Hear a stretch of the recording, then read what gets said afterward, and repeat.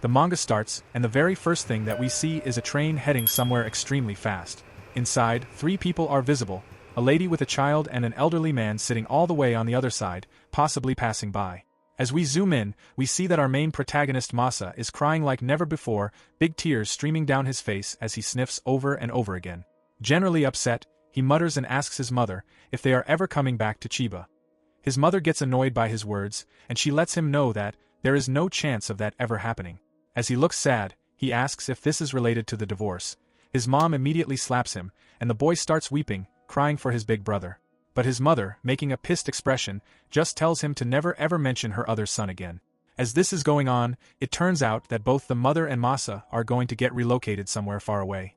Masa, being a really young teenager, is weeping for his brother who he loved more than anything. As he was staring at a picture, he quickly gets a flashback of him making a promise to be together and visit Destinyland, which is the most popular place in the Chiba district. As he asks if they can ever visit the Destinyland, Masa's mother lets him know that if they found 100,000 yen then they can probably visit. As he makes a very childish expression, hearing 100,000 yen, his mother makes a super pissed expression and tell him to stop doing that. She shuts him up and tells him that he's so annoying and should just sit without moving or talking. As he whimpers down, the train stops at the next stop, and families walking onto the train are wearing cheerful clothes, with expressions that emphasize they had just had the best day of their lives visiting Destinyland. Days pass, and Masa is getting introduced to a new class. As the teacher starts by mentioning how Masa recently moved from a small town, the teacher does his best to make Masa feel at home and asks Masa to introduce himself so all the kids would see him as well. As Masa's heartbeat starts to race, he tells himself that this is the step he needs to nail to get friends. Or if he does not, then he'll probably be lonely for his entire school life. Immediately, Masa decides to pull out a really cringe, really awkward, and really inappropriate pose, trying to make everyone laugh. As everyone saw this, they immediately started thinking the opposite, commenting on how cringe he is and how he's maybe some sort of weird YouTuber who picks up strange things. As he sat down at his seat, the inevitable happened. He was isolated from day one. Everyone just avoided him because they thought he was creepy and really weird. A group of girls from the side were talking, and one of the girls called Sakura was observing Masa. Immediately she gets up and approaches Masa and actually starts to mention how she herself went on a trip to Masa's hometown with her family. Then she starts to ask more about Destinyland. At this, Masa slams his face onto the table, taking out his frustration on what had happened a few days earlier when his mother shut him up and basically destroyed all his hopes and ambitions. He starts to get all paranoid and scared, and he screams at the top of his lungs, scaring everyone, then makes a childish pose and exits, imitating a flying jet going away somewhere. Seeing this, everyone was afraid of him and started to talk badly about him, adding on how Sakura should have never approached such a childish, creepy guy. As all of the girls started to agree on how he's a gross dude, on the other hand Masa, feeling really bad at this point, had lost all hope and cried, wondering if his big brother is coming to help him soon. That day, as Masa was returning home, he saw that his mother was getting ready to leave somewhere. As she waved him goodbye, she told him that she had bought a smartphone for him for contact and added that he should not use it for anything weird or creepy. As she was leaving, from the back, Masa started to call out to her, and with a really sad and hopeless voice he asks if his big brother would ever come back. As he said this, immediately his mother started screaming at the top of her lungs, telling him to stop it already and not bring up that topic anymore. She slammed the door and left. On the other hand, poor Masa was starting to feel really lonely at this point. He sits down and decides to call his big brother over and over again, unable to cope with the constant pressure and failure of almost everything, and he muttered that he's all alone. The next day, the most predictable thing happened. Almost every one of the class members just ditched him. Everyone else was busy playing games and enjoying the best time of their lives. On the other hand, Masa was always alone. But not this time. Someone asked if he was free today, and he looked up. There were 3 boys smiling at him. They added that since there was no one else beside him, they were calling out to him. Being an introvert and really being a person who had failed his good impression, he questioned what exactly was going on. The boys added that they were thinking of hanging out after school and asked if he would be interested. Immediately, Masa, being an innocent boy, just smiled, reminding himself that finally, maybe someone had decided to open up to him. As they went along, Masa just kept telling himself that he had done it. He had finally made friends. As the camera shifts, we see that all of the kids went to the arcade and had lost a considerable amount of money trying to pick up a rare custom fluffy toy.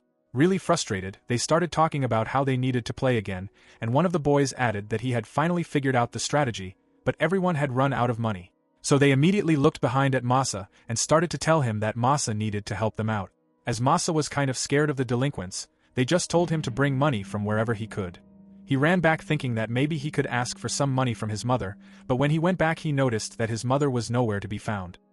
He looked around only to see his mother's wallet, and a cold sweat started to run down his head. He wondered if he needed to do this to please his friends and finally escape loneliness. As he came back rushing, everyone was really happy. As they quickly snatched away his mother's wallet, they checked and inside there was a stack of cash, all 10,000 yen bills. It seemed like this was the only money she had. All of the kids just decided to eat expensive sushi and food at a really expensive place, and as everyone used all of the money, they just started to clap for Masa over and over again, adding that because of him they could eat something so delicious and that it had been a long time since they had anything from this place. Then they started to make a really weird request, making Masa steal from the restaurant. They told him that this is the initial friendship ritual and he needs to do it. They started to tell him to take certain things and shove them inside his pockets and his bags, and additionally they started telling him to drink all of the soy sauce bottles along with all the other sauces. As they told him this, they also started filming. Masa, being an innocent and naive boy, just started to do whatever they had told him. As he was doing this, he was really fearful, but he had no other option because he was blinded by the fact that if he does this, he could finally have friends. As he was doing this, everyone just started to laugh and made videos, but their intentions were completely off. They were only there to see him suffer and go through the worst of the worst. As they continued to make fun of him, immediately Masa tossed the bottles to the side and screamed at the top of his lungs that he cannot do this and he cannot go through this anymore. The delinquents were not happy at all, so they beat the living crap out of him. As he returned back home crying, he started to cry about what exactly he had done wrong. He did everything that he could to please other people, and he cried out to his brother to help him out. Poor Masa was just hopeless and had done almost everything just to make friends. But as he was saying this, a really fluffy and cute-looking animal just appeared in front of him. Masa immediately recognized it and started to ask if this was Q-tan. They had met a long time ago, and immediately we see a flashback where his brother tells him that Q-tan is going to be their best friend and this is going to be a secret between both of them. In the flashback, Masa's brother oftentimes fed Q, and Q itself was really happy and really interested in whatever they were doing. Masa's bigger brother always guided him in everything that he had done. He also told him that Q is going to be a friend of the two of them. As Masa just saw this, he asked why exactly Q was here and questioned if Q had traveled all the way from Chiba Forest. Q just made a really cute expression. Masa was just really moved, and he immediately dashed to hug Q. But Q, on the other hand, just started jumping around, and as Masa tried to grab him, Q just outperformed everything and vanished into thin air. Q hadn't left entirely, instead he was waiting for something and just decided to move somewhere else. On the other hand, Masa started to cry about how mean Q was and how everybody was picking on him. As he went back home, he saw the terror that was awaiting him. His mother was extremely angry, and she asked if he had stolen money from her wallet. As he saw her devastating face, immediately Masa's life left his body and he started to shiver in fear. His mother asked if she had raised a thief in her home, and as she started to cry, Masa started to apologize. From the back, an old man approached and added that Masa should not make his mother cry. Masa's mother started to introduce him, adding that Kengo is a really wonderful person, and she added that Masa should respect this man as his father. As she was saying this, the other man just started to become this moral authority and added that since Masa had stolen money from his beloved mother, he was going to have to punish Masa. In the very next second, Masa was brutally beaten to the point where all he could do was just sit down, and as he was doing this, he fell asleep. The next morning, as his mother made quite some commotion, she started to scream at the top of her lungs about what exactly was going on. As Masa himself got up to see, he saw from the windows that something really creepy was going on. A 100-meter-tall monster of some sort was standing fully naked, with no visible living organs, just standing like a statue of some sort. Helicopters and news reporters were going crazy, and everything was happening in the midst of a busy day. News kept surrounding it, and scientists immediately took notice. Even international authorities started to intervene, asking if this is some sort of living creature and how it had just appeared out of nowhere.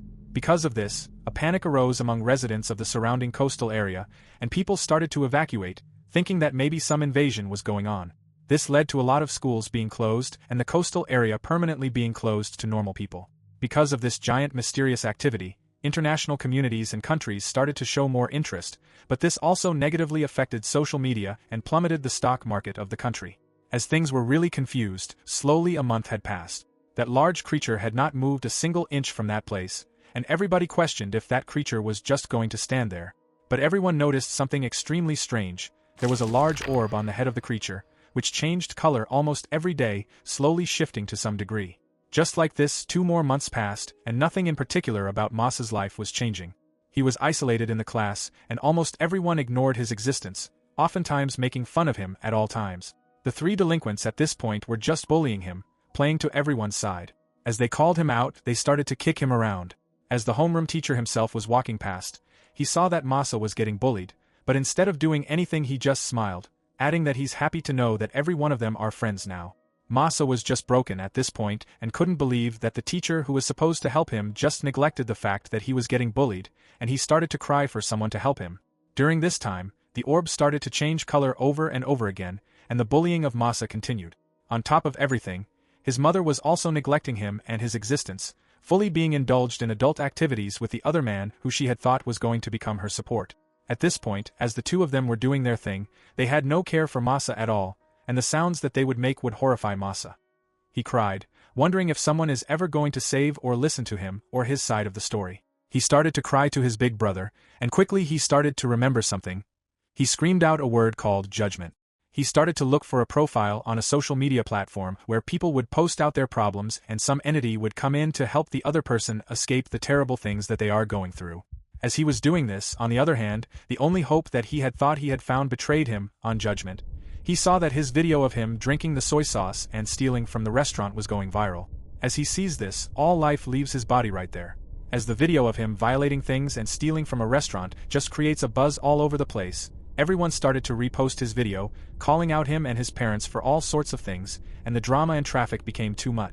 Immediately the news of him stealing got out to Masa's mother, and the worst thing ended up happening to him. The so-called father of Masa started to beat the living crap out of him, crying that because of what he had done, they could get in trouble and could get sued by the restaurant and be made to pay for all sorts of things. As he just pounded on him like he was a meatloaf, Masa's mother just started weeping as if somebody had died. On the other hand, Masa cried that his life is already over, and if somebody doesn't help him at this point then he'll die, and he just started chanting, "Help me," over and over again to the point where there was no return. On the other hand, the big statue slowly started to turn black, and the orb that had these brownish energies just became black. It turned out that the emotions that Masa was feeling were being resonated into that orb. Masa rushed to meet the terrible bullies who oftentimes hung out in a park nearby, and as he confronted them and asked why they had leaked the video, Masa asked if they were the ones who spread the video and gave it to the public account on purpose, and the delinquents started to joke around, adding that they don't know anything and that only one of them had a mobile phone and the video was on it, so it accidentally could have gone somewhere. They started to mock him, saying he's basically under arrest and they're sorry. On the other hand, Masa loses it and started to curse over and over again, screaming for them to drop dead. He also brought out a wood carver and just started screaming for everyone to go away, screaming for them to die. The big monster itself started to wiggle at this point, and as the armies became more and more aware of this, immediately the big creature steadied itself, got ready for a big launch, and launched itself with so much force that the entire ground shook, and the big creature just flew off somewhere. On the other hand, the delinquents started to harass Masa one more time, adding that he's a total moron and that he could try to do whatever he wanted. As they were saying this, all 3 boys noticed that a big shadow was creeping up to them, and in the very next second, the big creature that was in the coastal area came right in front of Masa, crushing the 3 bullies under its feet. As a loud crunching sound created a sonic boom, the 3 bullies were crushed to death, and the big creature stood right in front of Masa. Masa panicked and started to breathe heavily. As that big body just shrank, it immediately appeared in front of him and greeted Masa with a cheerful smile. As it made this really cute expression, it started to approach Masa. With a really loud voice, Masa asked if that monster was Q.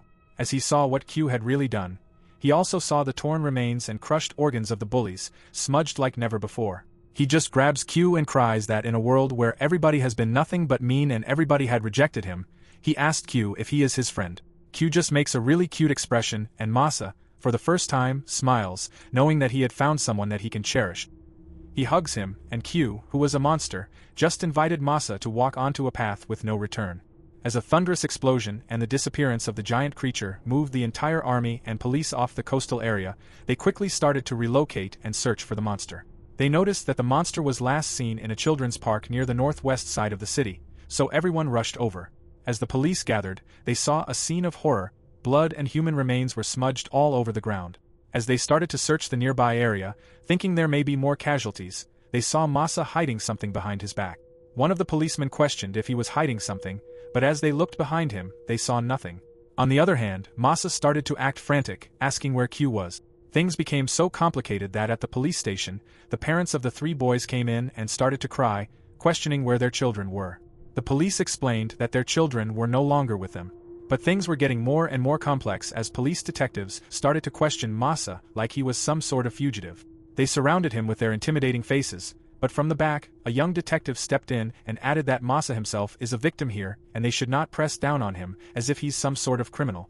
The detective quickly brought out some food and asked if he was hungry. A female detective from the back also observed the situation.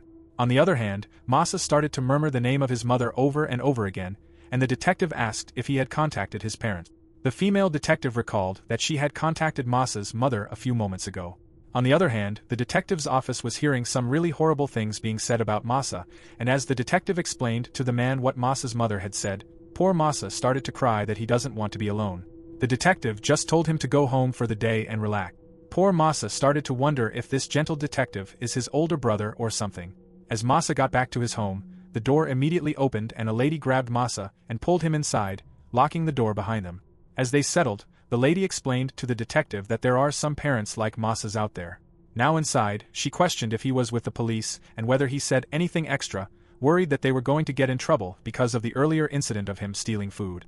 She started to question him about all the other things, and Masa's mother didn't have a single ounce of care about what was going on with Masa and all the things that he had survived. All she cared about was not getting into trouble herself. As things got even more complex, poor Masa on the other hand was getting more and more isolated to the point where he didn't even know if somebody cared for his existence. He questioned if Q had helped him escape all those terrible things, and as he started to cry, he begged for everyone to not leave him alone. The next day, as it was almost 8, Masa wakes up and realizes it is almost time for school. As he checks on his mother, a really terrifying and sad sight was waiting for him. She was injecting herself with something, making this hopeless expression. It turned out that Kango had introduced Masa's mother to some really bad substances. As Masa tried to help his mother, she started smacking him, telling him he should not talk about Kango at all, and she started to blame him for everything.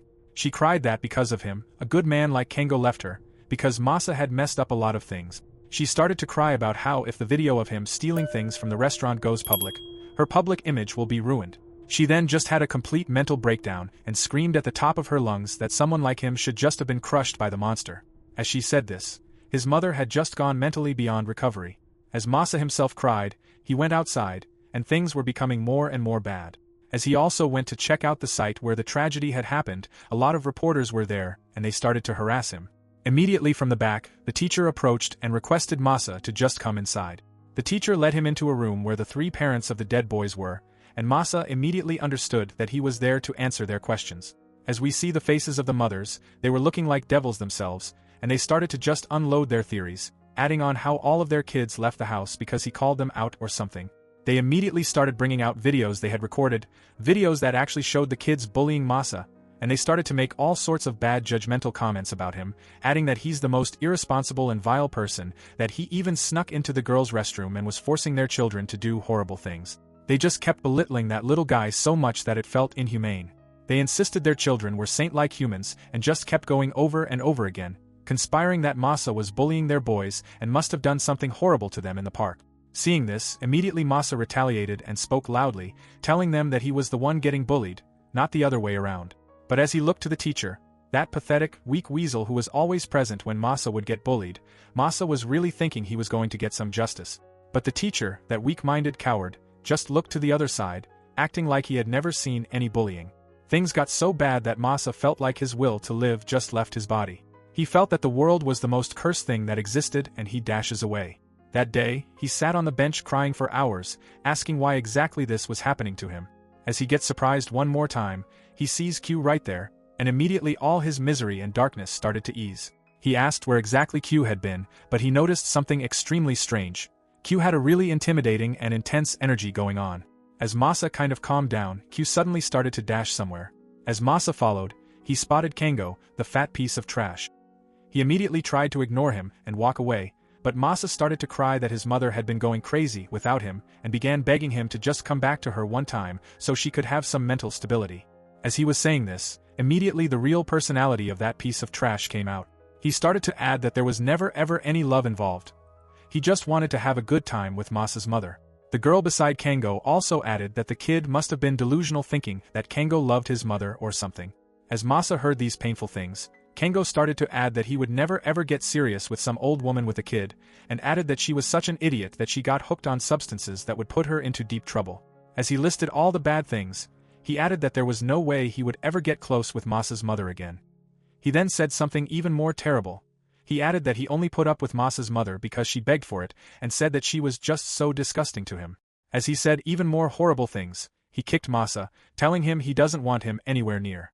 As Masa heard this, and obviously loving his mother as he did, this mental breakdown hit him even harder. He screamed out one more time, crying for Kango to just drop dead. Immediately from behind, Q transformed once again. As Kango looked back, he didn't even have any time to respond. Immediately, the two of them were sliced into hundreds of pieces. Q didn't stop there. Q just kept on going, slicing their heads several times, then slicing their limbs over and over again. As the cuts went on, soon there were no body parts left and only a pool of blood remained. Q had just become this killing monster. Immediately, Masa started to realize the consequences of his word. From behind, the three delinquents that Q had killed earlier appeared, adding that he's a criminal now and that this is the death penalty. As they were saying this, Q once again transformed. This time Masa became scared and dashed away. As he got back home, he cried, wondering if maybe he was the one who had been doing everything wrong. As he got home, he saw a card from a juvenile section police officer and wondered if he was going to get arrested or sent to prison. As he looked around, he saw his mother, beaten up and almost drained of life. He hugged the only person he truly loved and cried to his mother to not abandon him. As he cried that he was going to be a good boy, on the other hand, Q smiled and looked at his best friend, not knowing what exactly was waiting for them in the future. The next day, as the detectives arrived at the scene of the corpses, they were shocked. They couldn't believe what exactly could have done something this horrible. One of the detectives brought out camera footage and showed it to the others. There was a boy, and everything about his appearance resembled Masa. On the other hand, as some people were going about their day, a really big development struck. The detective was doing his best to piece together as many leads as he possibly could, and from the back, the female detective joined and started to add that he must have heard about the new incident that had happened. He started to ask for more updates, but nothing was working in their favor. As they talked more, the detective started to add on how Masa reminded him of when he was a kid. As he said this, it turned out that more and more people were getting drawn into Masa's case and were seriously trying to help him. On the other hand, Masa's mother was a long-gone case. She was always drunk, with no physical awareness of where she was. She was addicted to many harmful substances. At this point, Sakura ended up showing up at Masa's place, and as we see Masa, he was completely detached from life. No hope and no light left in his eyes. He was just this broken boy. Sakura just talked and talked, but on the other hand Masa was far away in his own world. She then brought out a really difficult topic and started to ask about the creature, and Masa told her that he himself doesn't have any idea. As classes were about to start, a morning assembly was held. As all of them gathered, the principal announced the tragic passing of the three students, and as everyone started to bid their farewells, on the other hand Masa just kept muttering to himself that it wasn't him. After the assembly, as everyone was going back, a group of pieces of trash decided to take their time on Masa. They dragged him back to a school hideout and immediately brought out their phones, asking if this was him doing pranks on businesses and ruining their reputation. As they started to press him, immediately the others ganged up on him. As Masa revealed that the other guys had made him do it, they started to blame him and bully him as well, really emphasizing the fact that the cycle of bullying oftentimes never ends, even with the death of a few. As this was going on, from the back Sakura immediately joined. As things started to get tense, Masa decided to dash away, and as he was running, Sakura decided to chase him. She grabbed him and asked what exactly was going on, becoming this beacon of hope for him. She asked what actually was going on, and Masa ended up telling her everything. How he was bullied and was made to bring money to them, how they led him to a sushi restaurant where he was forced to do pranks, and how he was scared he was going to get arrested. On the other hand, small improvements were being made on the detective's side. The recent case that occurred just a few days ago on the street came to light, and the male detective immediately recognized the boy who was present at the scene. As things started to add up, they were starting to conclude that this was not a coincidence and everything was connected. He immediately dashed forward, thinking he was extremely close to the truth. As we get back to the school, the interaction between Masa and Sakura suddenly took a twist. She started to explain that her uncle is actually a detective in the juvenile division, and as she explained more, she started to introduce him. As Masa heard these words, he immediately understood that she was probably there to get more information from him. He immediately dashed back, asking if she was a liar and if she was here to trick him and catch him. As he was saying this, he started to tear up and just broke down crying, feeling that everyone was trying to gang up on him. He truly felt like the only person suffering in the world. As he was dashing off, the two pathetic pieces of trash from earlier decided to broadcast the video to everyone. As they started to make his life even more miserable, they revealed the entire story to everyone, and everyone just started to call him bad names and call him a criminal. As he was hearing this, he started to cry even more, asking why he was going through all of this. He cried that he just wanted to be accepted and wanted to have friends. He screamed for everyone to just drop dead, and as he let out that deafening scream, all the light vanished from outside. Outside, the 100-meter-tall creature was standing, and as the terrifying sight came into view, everyone immediately realized what was happening. The window from the back shattered and a fist entered the class. Masa was beyond recovering at this point. He just wanted all of them to die. As the fist entered, it immediately started to change shapes, bringing out these spikes of some sort, and these spikes immediately started slashing out at everyone. As all the students started to cry at the top of their lungs, screaming for someone to help, on the other hand Masa laughed as they were getting punished. He was immediately caught off guard by Sakura, who told him that they needed to run away right now. As he saw Sakura's face, he started to feel how gentle she was and how she was really making him feel like a human being. As the spikes were also about to get her, he immediately realized that she could also die, so he screamed for Q to stop. As he screamed, all the tentacles stopped and retracted, and what remained was pure hell.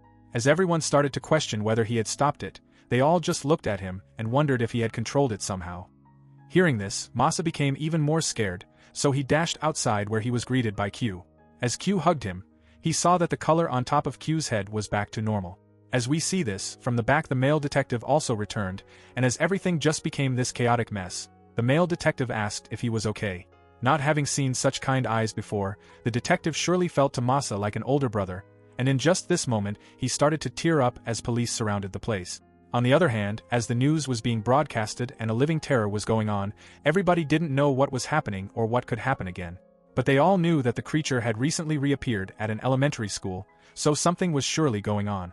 One mysterious man saw this news and smiled, adding that a school surely doesn't make sense. After the police intervened, the school was immediately closed for the day, and all the parents came rushing to get their kid. As we see one of the terrified and pathetic students who was also injured, they kept glaring at Masa as if he was to blame. Masa on the other hand started to absorb the painful and really angry glares of everyone, and this made him feel even worse. He begged them to stop looking at him with those eyes, and the orb that had been cleansed just moments ago started to change colors again. As more and more people went home, the detectives asked if everything was okay. Sakura added that there was one more person left, Masa. On the other hand, Masa was just all alone and crying to himself. Sakura cried that his mother was running late and was not picking up her phone either. He on the other hand just kept crying to his older brother, asking him to save him. As he got so sad, a flashback of his brother helping him all the time came to mind, with Masa crying that he has done something terrible and that he cannot stop himself. He just kept saying his brother's name over and over again. The male detective told him that he would take him home, but Masa cried that if he went back home in a police van, his mother was going to be even more mad and was going to hit him. As he was saying this, everyone started to talk about the horrifying activity that had just happened. Sakura started to add that there had been a clear incident of the monster actually stopping at Masa's voice for some reason. As she was saying this, from the back the female detective cried that Masa was gone and nowhere to be found. They noticed that Masa had used the bathroom window to escape. They immediately started to search for him, but on the other hand Masa was just gone. He had no hopes and just wanted help at this point. On the other hand, the detective started to wipe his tears off, and as he was composing himself, he immediately looked at the orb on Q's head and noticed that the color had shifted. He immediately jumped up and started to connect the dots. He realized that whenever the orb on Q's head was changing colors, around that same time Q would transform and do something terrible. As he was piecing this together, from the back someone told Masa that he was glad he had found him. As he looked back, a man was standing there. The man brought out a mask and placed it on his face, saying that he was Gabi Lule, the infamous punisher of the people. As this was said, Masa's life had completely changed from top to bottom. A hell awaited him just moments away.